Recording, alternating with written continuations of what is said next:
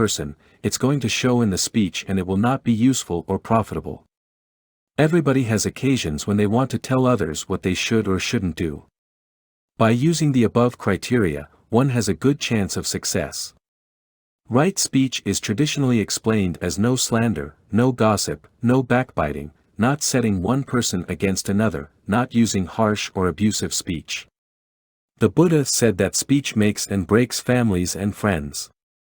It is at the root of harmonious companionship and also its opposite, enmity. The Buddha also said that right speech includes not overrating or understating. This means one does not exaggerate, making either maximum or minimum statements. That too is lying. It's based upon the wish to make oneself a little more interesting. When the Buddha's son Rāhula was 7 years old, the Buddha delivered an exhortation to him. In it he talks to his son about not lying, which is so important for children and adults alike. He wouldn't have given that discourse to his own son had he not thought it crucial to Rāhula's development. He showed him a pitcher with a little water in it and said to him, "What do you see, Rāhula?" The little boy answered, "I see only a little water."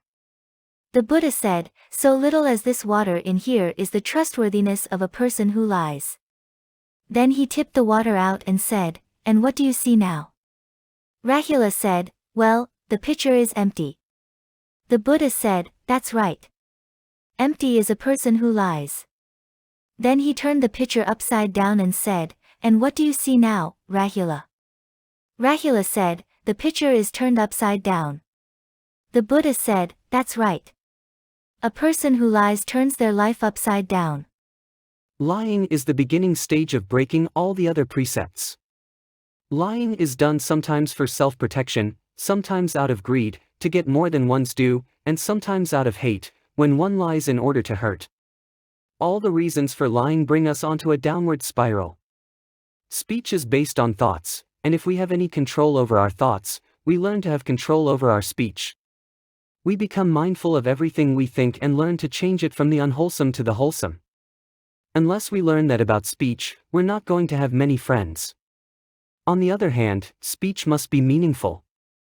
Idle chatter is also wrong speech. Just talking with nothing to say, such as talking about one's family, food, the weather, or how one feels. Talking as an entertainment, as a way of passing the time. Unless one becomes mindful and knows what one is saying, one should keep quiet and try to find out what one is thinking. Right speech is one of the 38 blessings in the Great Blessings discourse. It's a great blessing to be endowed with kind and polite speech, but always with meaning and right intention behind it. Two people may actually say exactly the same thing, but their intentions are different, so their karma will be different. We will only get to know our intentions if we practice looking inward, and we can't do that while talking. Refraining from false speech, the fourth precept, needs to be examined as to what it means in our own life. If we really want to follow the Buddha's teaching, then that precept takes pride of place, because everybody talks most of the day. When we use really meaningful speech, people will listen. When it is kindly speech, people will be joyful. When it is polite, we will be able to have many friends. When there is truthfulness, we can be relied upon. When there is no slander or backbiting, we will be trusted. We can discuss our problems and secrets with other people. If we become such a person, we will have many friends in a harmonious life, because nothing is in our mind that we need to hide. We need not worry about what and how we are going to speak and whether we have spoken correctly. Our speech will come easily because the right intention is behind it. The Buddha also spoke about expounding the Dhamma. This should be precise, which means that one knows what one is thinking and experiencing. This is important. Anyone who speaks Dhamma, even just about one's own meditation, must be precise. This means that the mind is uncluttered and therefore precise speech can ensue. These are skills that we can learn through mindfulness.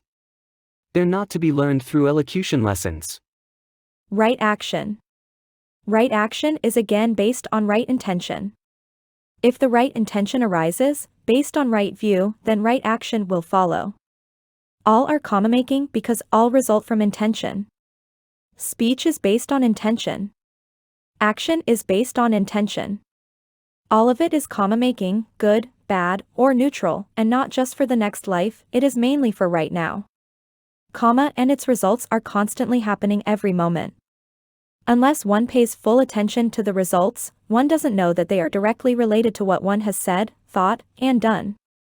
Right action concerns the non-harming of others in any manner or form and the renouncing of cruelty and greed.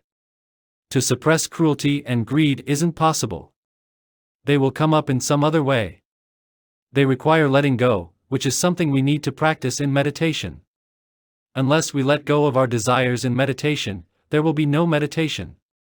There will be thinking, hoping, wishing, worrying, fearing, remembering. Unless we learn to let go of these mind states, we won't meditate. Meditation is renunciation of all that roams around the mind, trying to reaffirm ego or gratifying desires.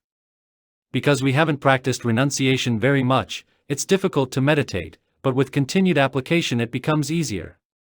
Suppression doesn't work, but renunciation of the desire to think, remember, and plan brings the most excellent results. Letting go of desire is the only way to peace, and that experience brings with it the understanding that renunciation of desire in daily life will bring happiness. Right action can be done under any circumstances, by anyone at any time, be it in the household or at work or in a monastic situation. Wherever, whoever we are, all of us are performing some actions. We can check whether they are beneficial for others and for ourselves.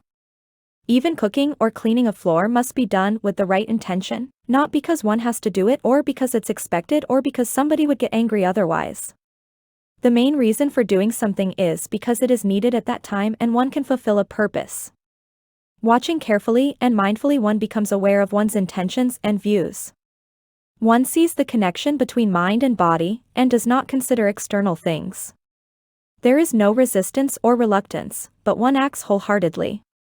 Only then does any action bring benefits.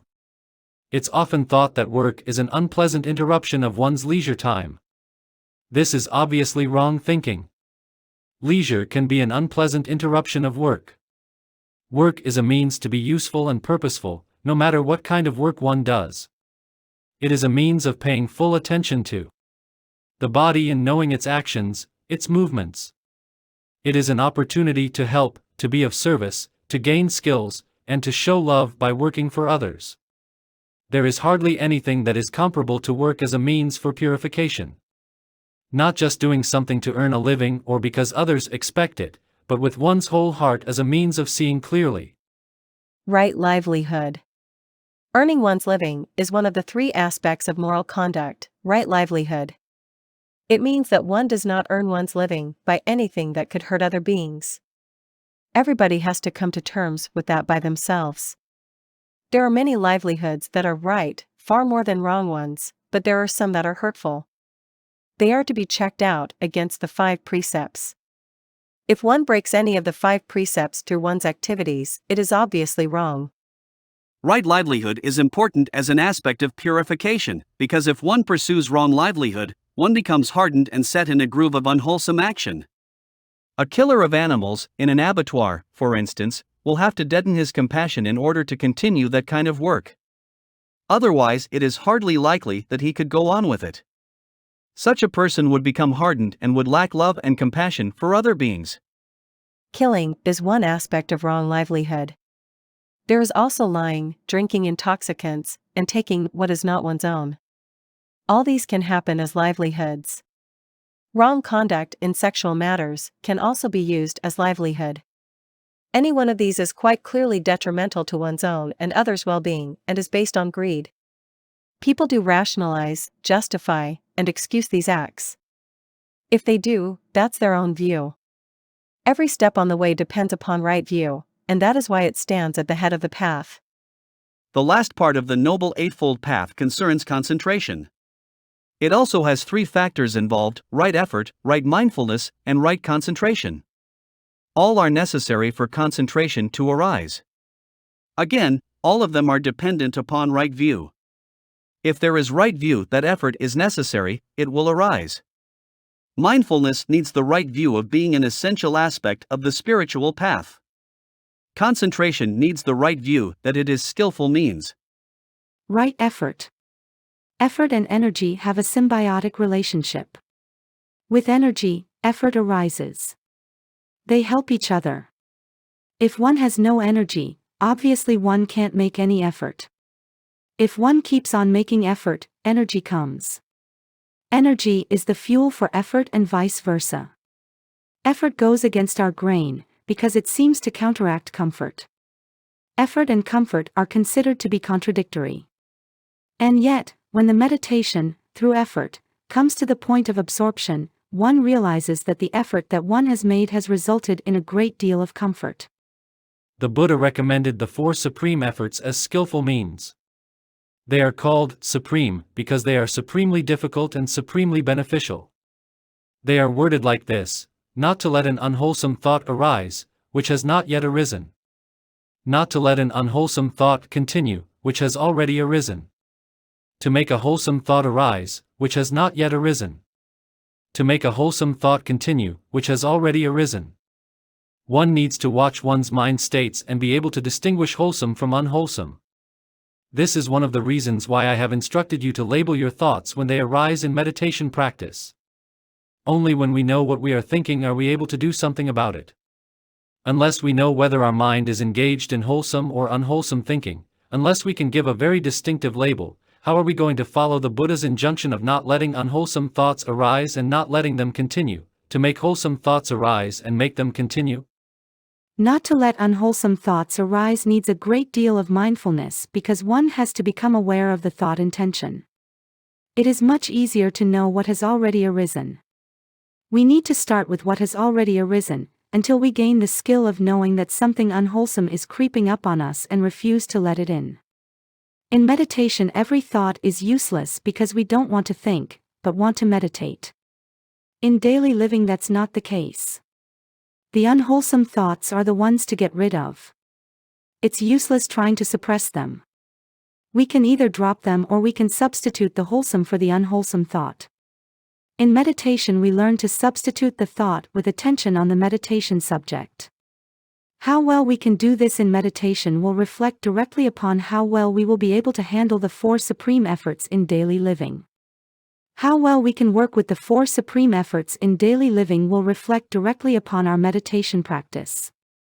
Unwholesome thoughts in daily living reflect in restlessness and disquiet in the meditation. Wholesome thoughts, continually kept and never deviated from, will result in peace and quiet in the mind. If we remember nothing else about the Buddha's teaching but the 4 supreme efforts, that is enough. Everything else that we remember may be uplifting, beautiful, and interesting, but these 4 are the practice of purification. It takes right view to realize that this is what one needs to do and that a lot of work is necessary in that direction. There are very few people in the world who never have unwholesome thoughts. Because of these unwholesome thoughts, we have an unwholesome world to live in. It's not the buildings or the vehicles or the governments that make this world. It's the thought processes we have and are confronted with that make the difference between peace and war, inside and outside ourselves. Labeling our thoughts means knowing what we are thinking. We have to start somewhere, and the best place to start is in meditation practice when we can clearly notice the continuous chatter in the mind. Thoughts can be wholesome or unwholesome or neutral, they can be distracted or restless, anxious or fearful, hateful or envious, or totally foggy. Unless we make a stab at this, we are not going to get inside ourselves, and we'll never find out why we feel and act the way we do. The 4 supreme efforts are the essence of the spiritual path. Flowers and incense, candles and bells, temples and stupas are only pleasant embellishments. Not to let an unwholesome thought arise that has not yet arisen. Not to let it continue when it has arisen. To make a wholesome thought arise which has not yet arisen. To make a wholesome thought continue which has already arisen. That's the purification process in